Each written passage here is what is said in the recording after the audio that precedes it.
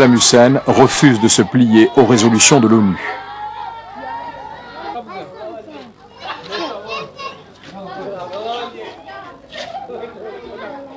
Plus d'un tiers des enfants irakiens ne sont plus scolarisés. À Habibiya, le quartier le plus pauvre de Bagdad, les habitants tentent eux-mêmes d'effectuer un semblant de nettoyage, d'autres se cotisent pour payer un entrepreneur qui ramassera les ordures une fois par mois. La leishmaniose, ou lèpre noire, éradiquée dans les années 60, a fait sa réapparition.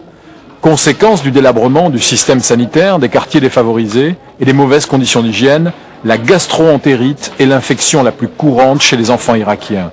Le taux de mortalité infantile a été multiplié par 6 en 10 ans de sanctions. D'après l'UNICEF, 90 000 enfants meurent par an en Irak à cause de l'embargo. Les hôpitaux qui ne sont pas suivis par des organisations humanitaires occidentales deviennent de véritables mouroirs pour enfants, au grand désespoir des familles et des médecins irakiens.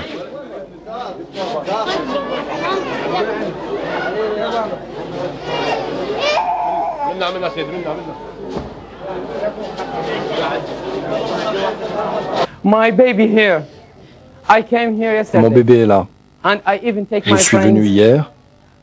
Je le tenais encore dans mes bras. Il était âgé d'1 mois. Je lui ai apporté de la nourriture. Et là, il vient de mourir. Qu'est-ce que je dois faire? Qu'est-ce que je peux faire? Est-ce la volonté de Dieu? Est-ce la faute de l'Irak? Est-ce qu'on peut accepter cela? Toutes les mères irakiennes souffrent de ce drame.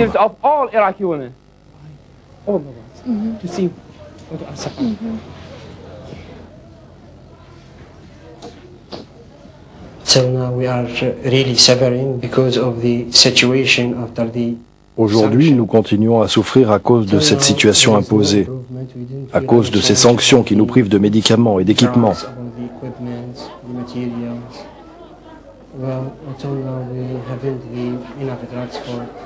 Les médicaments les plus essentiels pour sauver des patients nous manquent.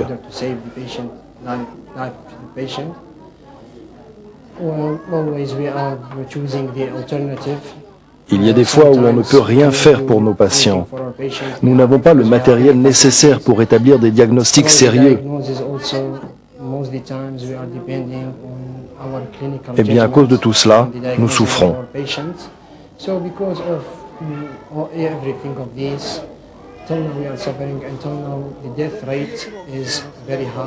Le taux de mortalité est très élevé. Les dernières statistiques qui ont eu lieu dans cet hôpital démontrent que nous perdons plus de 5 patients en 24 heures. On manque de tout. Nous vous prions de faire quelque chose pour mettre fin à cet embargo. Il n'y a pas de médicaments ici. Notre alimentation est faible. Ma fille est malade tous les jours. Elle n'est pas suffisamment alimentée. Elle souffre de rachitisme. Regardez, elle a 1 an et 8 mois et elle pèse 7,5 kg. C'est normal, ça? Je ne peux que m'en remettre à la miséricorde de Dieu.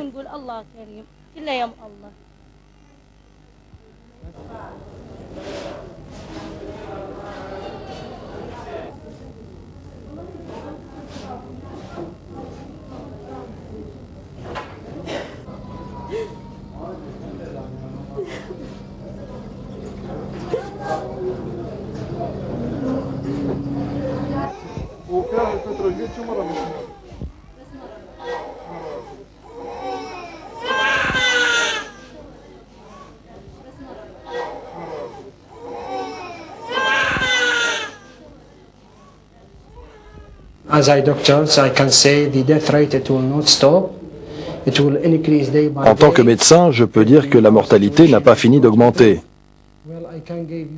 Elle s'accroîtra de jour en jour si notre situation n'est pas prise en compte.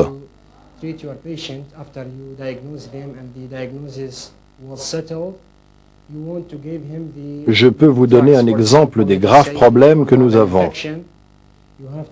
Vous avez diagnostiqué votre patient et vous avez établi le traitement adéquat. Eh bien, si c'est une infection, Il faut utiliser un antibiotique.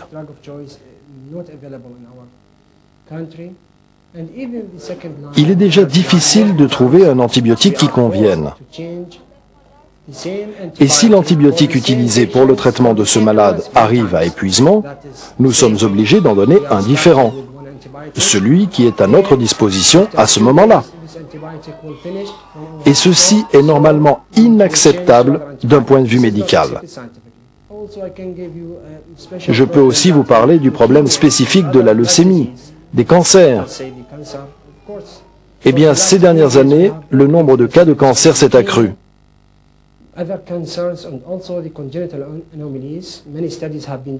Nous constatons différentes anomalies. Plusieurs études ont été faites dans cet hôpital à ce propos.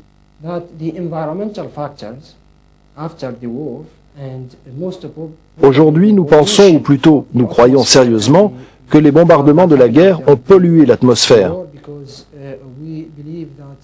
Nous croyons que les Américains ont utilisé de l'uranium appauvri contre nos populations. Ceci a pollué beaucoup de choses. Il semble que ce soit lié à la croissance des leucémies, des cancers et à d'autres anomalies.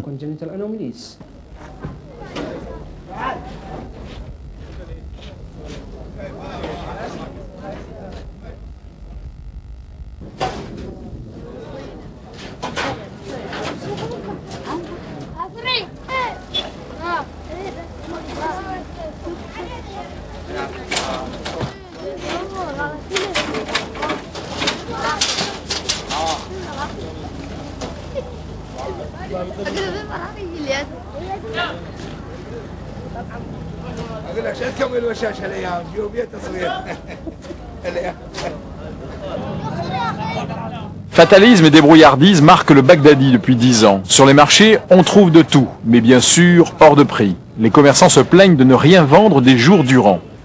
Quiconque déambule fera de bonnes trouvailles qui cachent parfois autant de drames familiaux. Un Irakien vend son réfrigérateur pour acheter de la nourriture, un autre ses portes.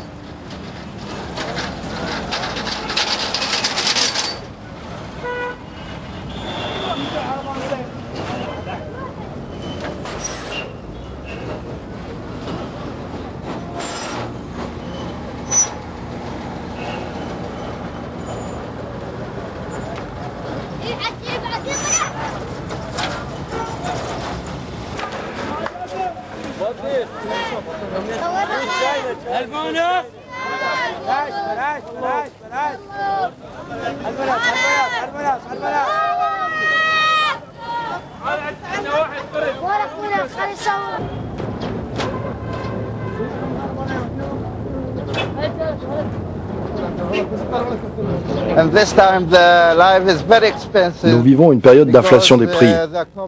Les prix des denrées alimentaires et autres sont très élevés.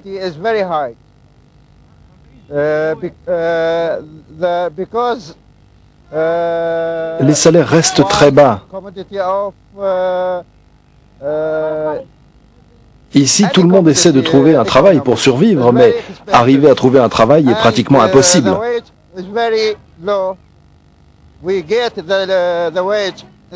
Tout cela est la faute des conditions dans lesquelles nous vivons.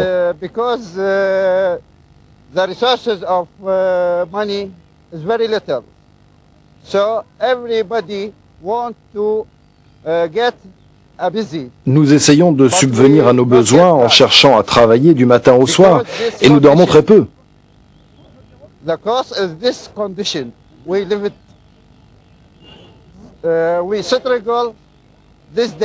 Ici, chacun essaie seulement de subvenir à son alimentation.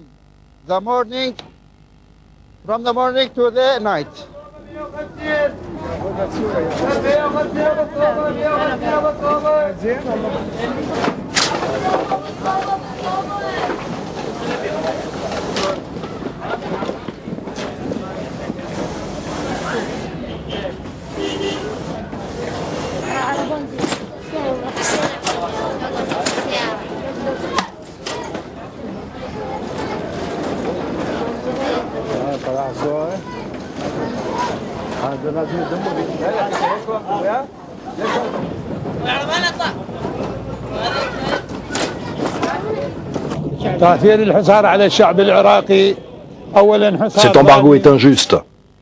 C'est quelque chose qui, en réalité, est lié aux intérêts pétroliers.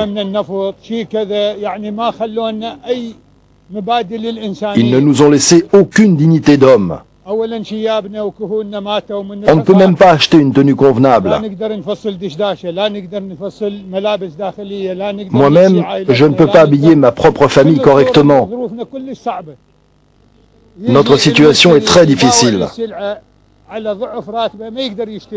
Le client vient par exemple pour acheter de la nourriture, de la marchandise, mais son salaire ne le lui permet pas. Il ne peut pas acheter, sauf un minimum pour ses enfants, comme des œufs, des tomates ou des pommes de terre.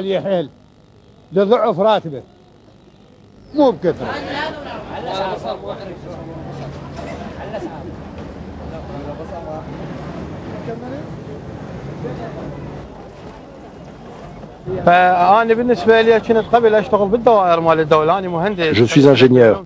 J'ai eu mon diplôme en 1986 à Bagdad.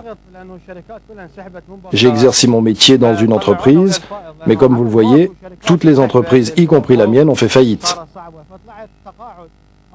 On nous a donné une indemnité de 8000 dinars par mois, mais il est impossible que cela me suffise. Rien que mes cigarettes coûtent 5000 dinars. Je suis père de 3 enfants et j'essaie de les faire vivre, du matin au soir. Ma femme est enseignante avec un salaire insignifiant. Certaines familles irakiennes sont revenues à la campagne, où ils peuvent plus facilement nourrir les enfants. Faute de pièces détachées pour les machines agricoles à cause de l'embargo, le rendement s'est effondré.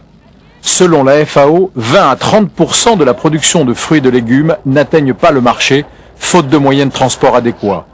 Plus de la moitié des terres cultivées avant 1990 ont été mises en jachère du fait du manque d'engrais.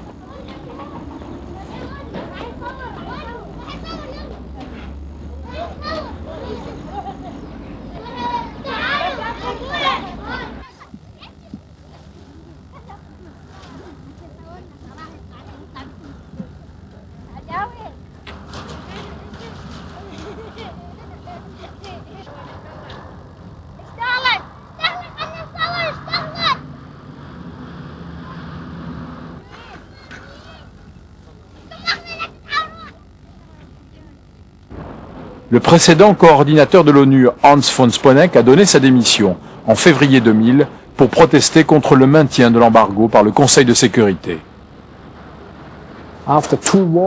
Après 2 guerres, il y a plein de problèmes. Les maisons sont en mauvais état, les moyens de transport sont pitoyables. Les Irakiens qui sont chargés d'appliquer le programme alimentaire et humanitaire sont démotivés. Comment voulez-vous qu'ils ne le soient pas quand ils sont payés que 2, 3, voire 4 dollars par mois? Mais est-ce qu'il y a du détournement plus organisé à plus grande échelle au profit des élites irakiennes, au profit du régime, au profit des militaires de haut rang qui entourent Saddam Hussein? On entend souvent dire cela.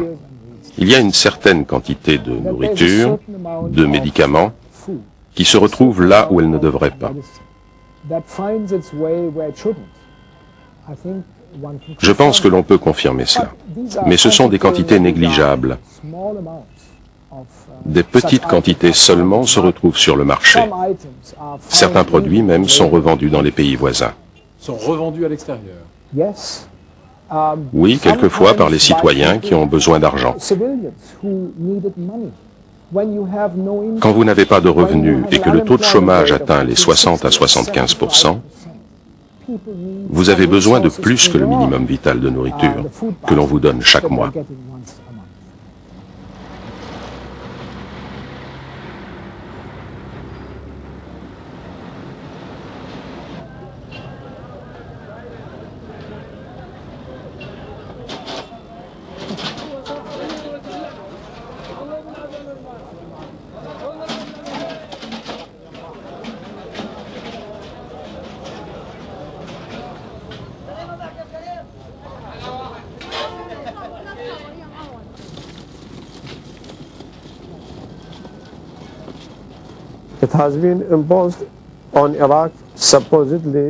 Tout ceci a été imposé à l'Irak pour s'assurer que ce pays se plie bien aux résolutions des Nations Unies.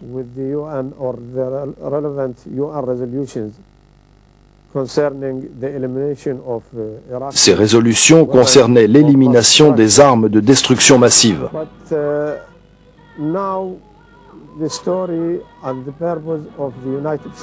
Mais aujourd'hui, on maintient les sanctions économiques dans un autre but. Les Américains essaient de préparer, enfin, ils essaient d'encourager un changement politique en Irak afin d'installer leur hégémonie dans la région.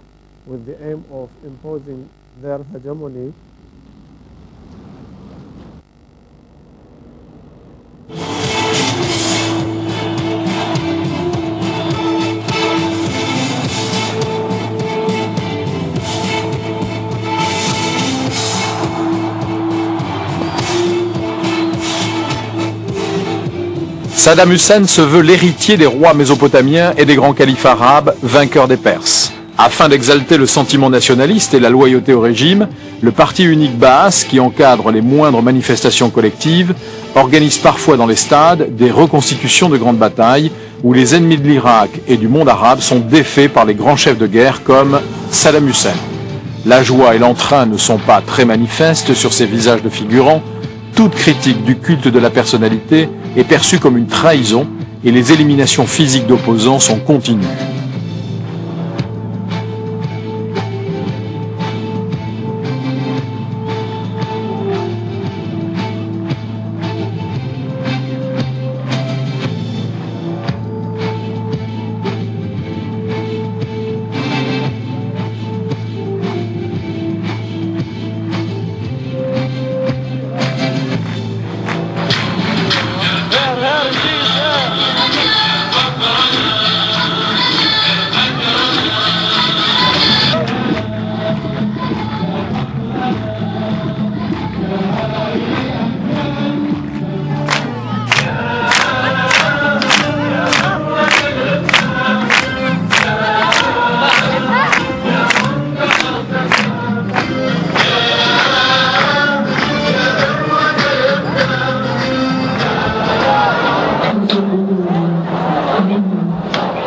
Derrière cette fête qui aujourd'hui commémore la création de la ville de Bagdad par Abu Ja'far al-Mansour, Saddam Hussein, bien qu'il ne soit pas présent pour des raisons de sécurité, entre dans la mythologie.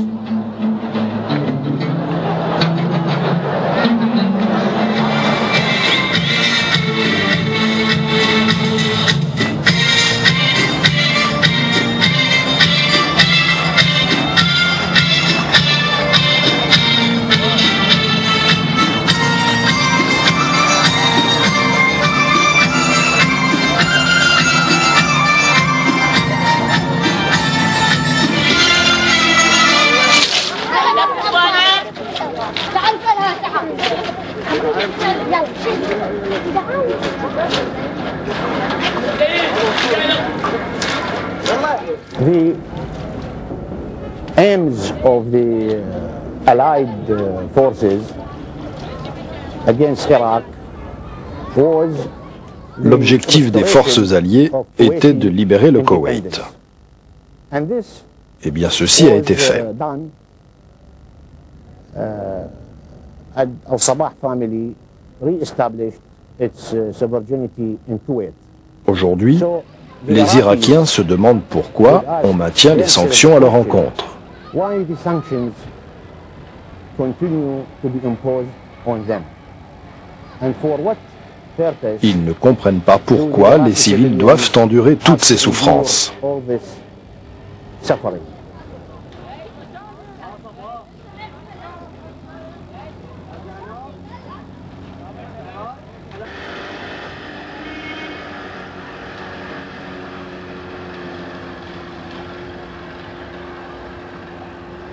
Est-ce que tout le pétrole qui est exporté d'Irak est contrôlé par les Nations Unies? Non. Not all oil, Non, tout le pétrole irakien n'est pas vendu légalement hors d'Irak. Quel pourcentage? Personne ne le sait. Vous pouvez demander à 10 personnes, vous aurez 10 réponses différentes. Mais vous obtiendrez une quantité moyenne.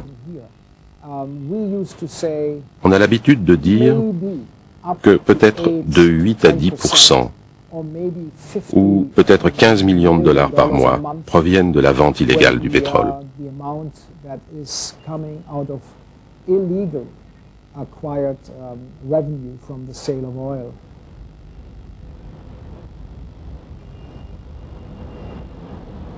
Tous les pays frontaliers de l'Irak profitent à des degrés divers du contournement toléré de l'embargo par l'ONU en achetant du pétrole irakien au rabais et en vendant des marchandises non contrôlées.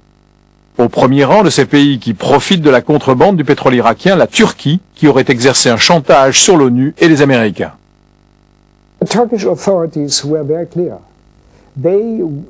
Les autorités turques ont été très claires.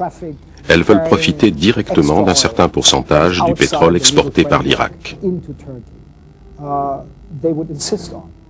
Et quand les Américains s'y sont opposés, les Turcs ont répondu « Eh bien, nous allons nous opposer au vol de surveillance au-dessus de l'Irak que vous effectuez à partir de nos bases. »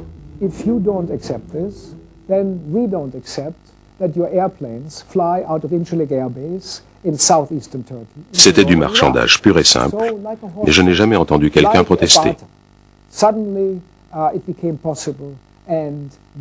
Il n'y a jamais eu une seule protestation américaine ou britannique contre cette contrebande.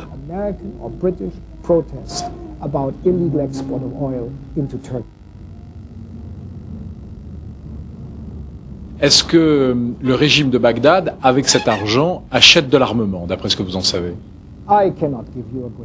Je ne pourrais vous répondre correctement à ce sujet.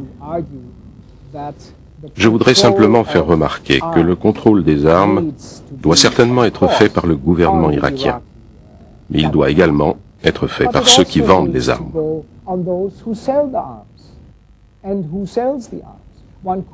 On pourrait contrôler cela exactement, comme on pourrait contrôler l'exportation illégale du pétrole à travers la Turquie, si l'ONU le voulait vraiment.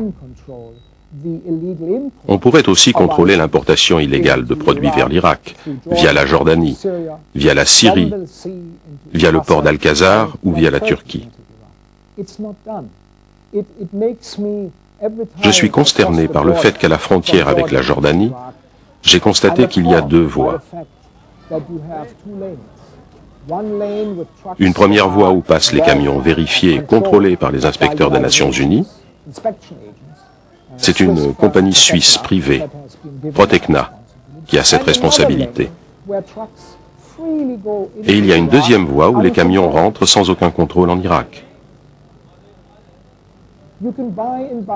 À Bagdad, vous pouvez acheter tout ce que vous voulez. Des CD, des ordinateurs, de l'électroménager.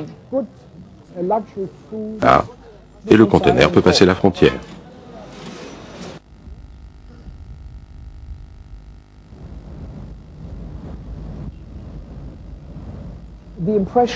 L'impression que j'ai maintenant avec beaucoup d'autres est que ceci est délibéré. Avec cette négligence de contrôle aux frontières qui reste poreuse, alors que les lois internationales ont préconisé le contraire. Eh bien, nous ne savons pas ce que Saddam Hussein fait ou ce qu'il essaye de fabriquer. Si on veut vraiment le savoir, on pourrait faire quelque chose dans ce sens. Mais on ne fait rien.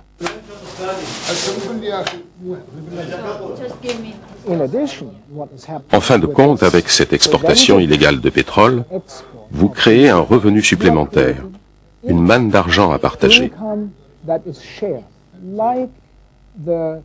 À chaque niveau, on se partage le gâteau, un peu comme dans la vente de bétail.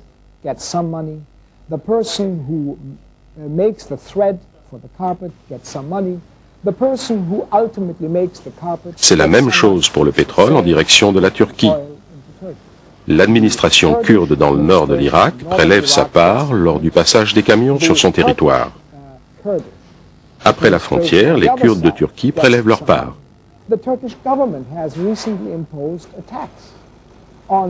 Et même récemment, le gouvernement turc a imposé une taxe sur l'importation clandestine du pétrole irakien. Le gouvernement irakien ne se prive pas bien sûr de ce prélèvement. Mais si les Américains et les Britanniques accusent le gouvernement irakien d'acheter des produits non nécessaires à la survie de la population, comme le whisky ou autre, eh bien l'argent qui sert à cela provient de ce trafic.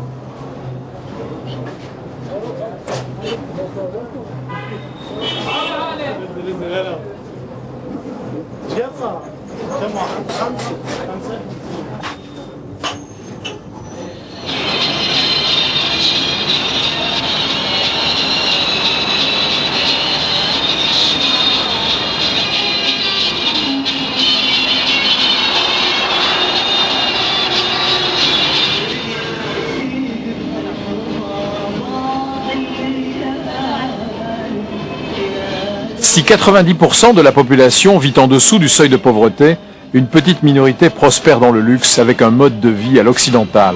Saddam Hussein et son clan familial des Takriti, qui mènent grand train, décident seuls qui doit faire fortune avec les revenus de la contrebande de pétrole dont ils contrôlent tous les rouages. Ces services de sécurité peuvent ôter immédiatement tous leurs privilèges aux trafiquants officiels du régime et menacent physiquement toute cette classe d'enrichis de l'embargo, ainsi que leurs familles, dès que leur loyauté est mise en doute par des dénonciations.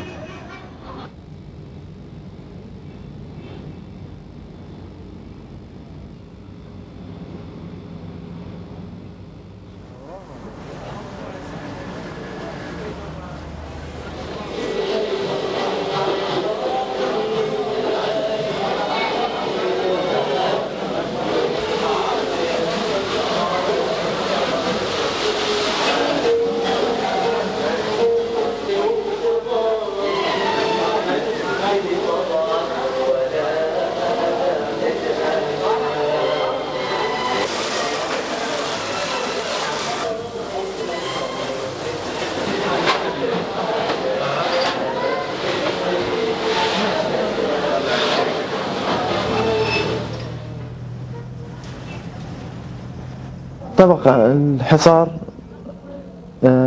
أوجد بنظري طبقتين، طبقة غنية كلش وطبقة متوسطة أو متوسطة وفقيرة في نفس الوقت. يوم مرتاحين أو أكو مورد، لكن ثاني يوم احتمال ماكو أو لا توجد أي مورد.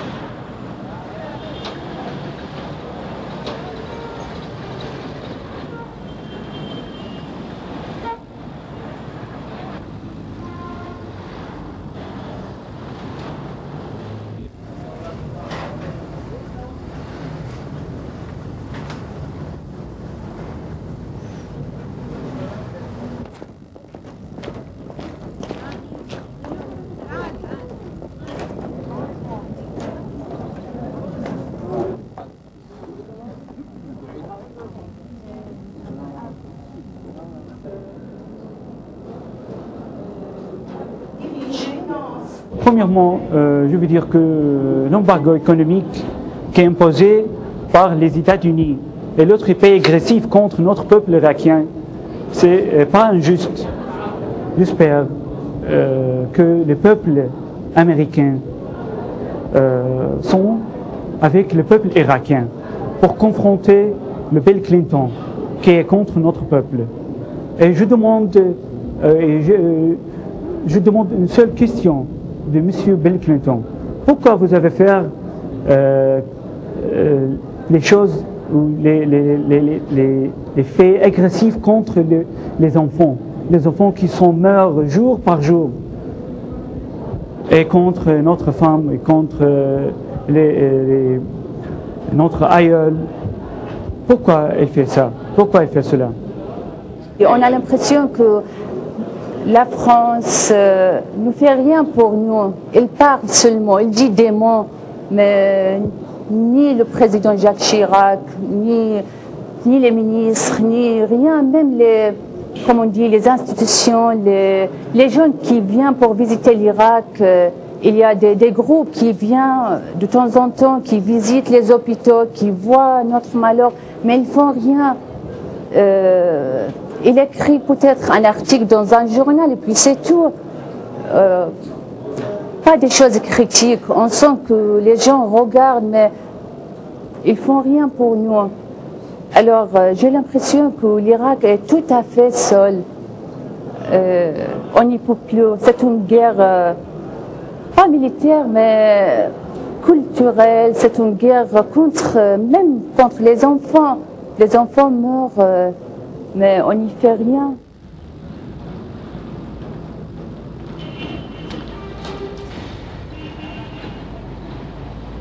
Les 5 membres du Conseil de sécurité de l'ONU sont divisés sur la suspension conditionnelle de l'embargo afin d'obliger l'Irak à accepter de nouveau la présence des inspecteurs du désarmement. La France, la Russie, la Chine sont pour la suspension. La Grande-Bretagne et les États-Unis sont contre, et le nouveau président, George W. Bush, est décidé à durcir la position de son pays contre l'Irak.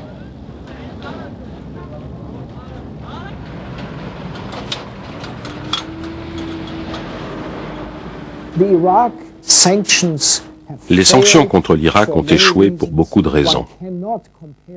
On ne peut pas, par exemple, comparer l'Irak et la Yougoslavie, qui, elle, a un début de système de partis multiples. Ceci n'existe pas en Irak. C'est pourquoi ces sanctions ne font que renforcer le régime autoritaire de Bagdad et affaiblir la population, comme nous le voyons année après année.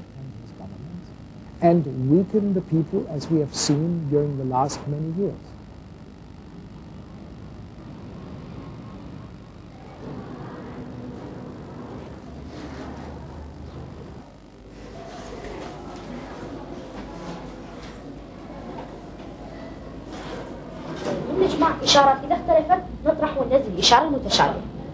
مثلا طريقة التوزيع هاي هنا نفس الشيء، شلون وزعنا. وأكثر جانب يمسنا إحنا كوزارة التربية هو الجانب العلمي، الحصار اللي انفرض على العلم، البعثات تحددت الدراسة خارج العراق، حاولوا أن يقطعون كل صلة لنا بالعالم الآخر حتى لا نحصل على فرصة من الثقافة اللي موجودة خارج القطر.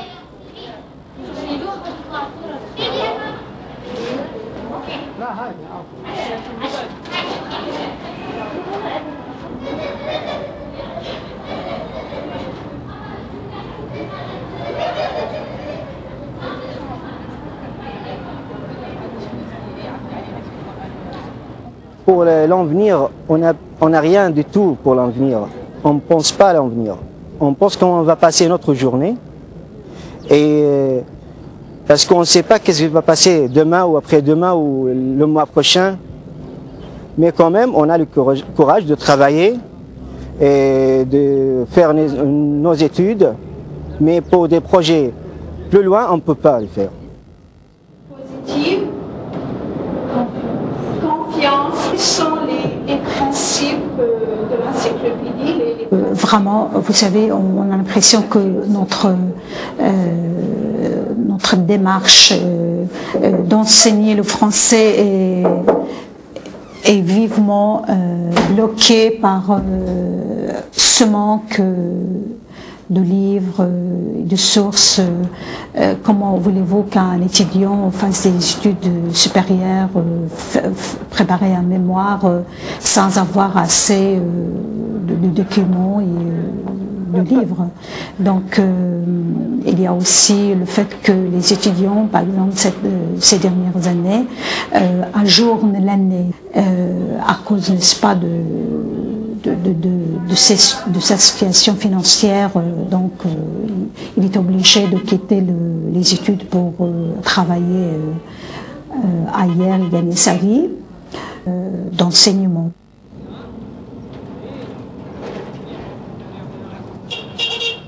Le gouvernement irakien n'a pas le droit de percevoir quoi que ce soit du revenu du pétrole autorisé à l'exportation, de son propre pétrole. Donc, le gouvernement irakien ne peut pas payer des salaires suffisants à ses membres, ainsi qu'aux hauts fonctionnaires, aux professeurs d'université, aux militaires, etc. Cet arrangement pétrole contre nourriture est très insuffisant et permet surtout une intrusion dans la politique de l'Irak, une intrusion qui tente à rendre l'Irak dépendant.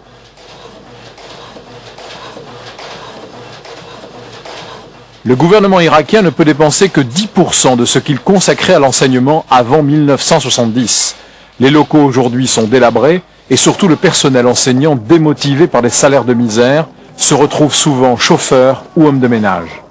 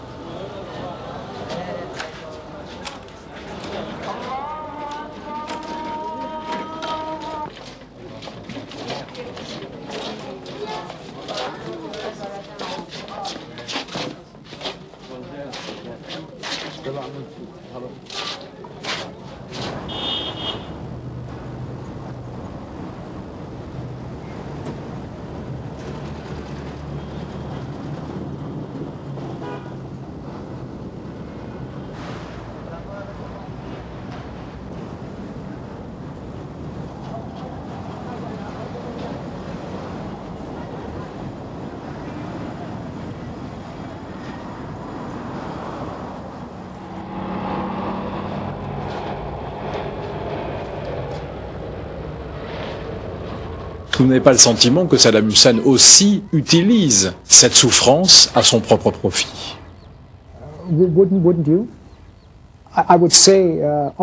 Qui ne le ferait pas? Effectivement, un gouvernement acculé, autant attaqué, utilise tous les moyens. Toutes les occasions sont bonnes.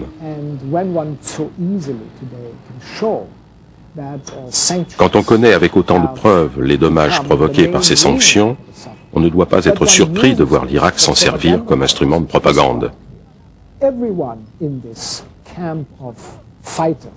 Dans cette guerre, tous les moyens sont bons pour tout le monde. Saddam Hussein utilise toutes les armes qu'il a de la même façon que le département d'État américain lui renvoie la responsabilité de toutes ses souffrances.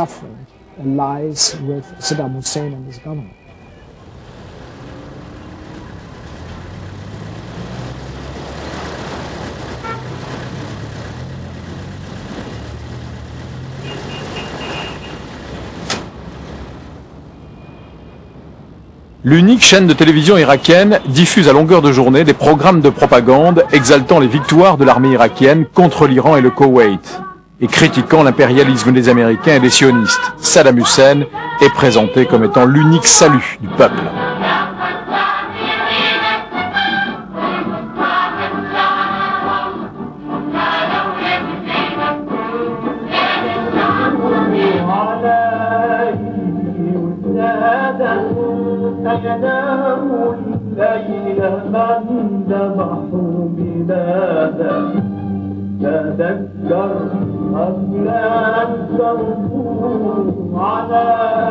حضراتكم نص البيان.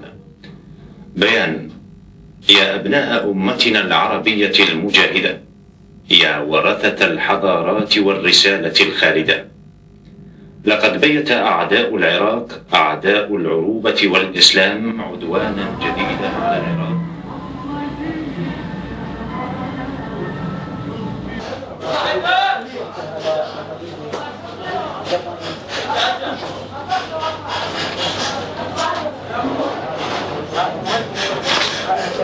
La misère a radicalisé les pratiques de l'islam. Le chômage a renvoyé les femmes dans leur foyer. l'emprise des religieux contrôlés par le pouvoir se fait de plus en plus forte.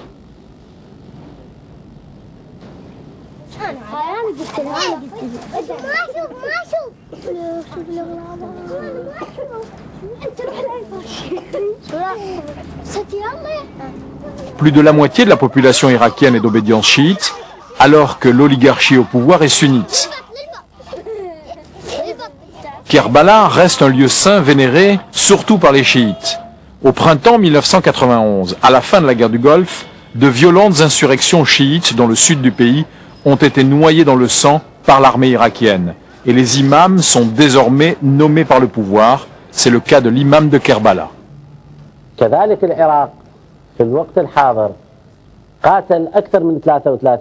Aujourd'hui, l'Irak est victime de l'injustice. Elle s'est retrouvée sous le feu de 33 pays. Ces 33 pays ont été injustes. Notre cher président, que Dieu le protège, a dit non à la justice. L'Amérique, qui est injuste, prive l'Irak et son peuple de médicaments et de nourriture.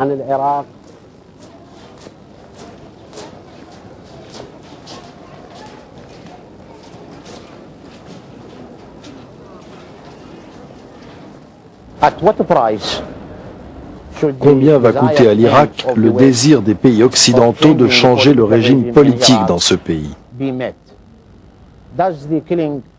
Quel est le prix à payer? Est-ce que le meurtre des civils innocents, est-ce que les privations alimentaires et médicales sont justifiées par l'objectif des Occidentaux?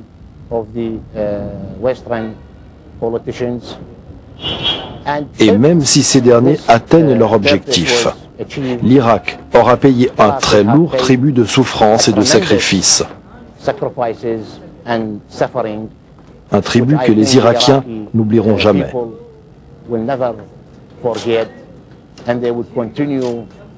Ils n'oublieront pas de quelle manière les auront étranglés les pays de l'Ouest.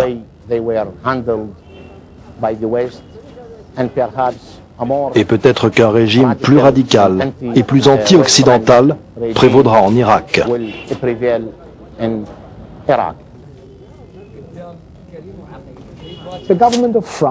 Le gouvernement français, mon propre gouvernement et d'autres gouvernements européens ont tous signé des traités internationaux importants. La Convention des droits de l'enfant, les conventions de Genève, la Charte des Nations Unies. Tout ceci a été créé pour protéger les individus, pour protéger les pays, pour éviter ce qui se passe aujourd'hui en Irak.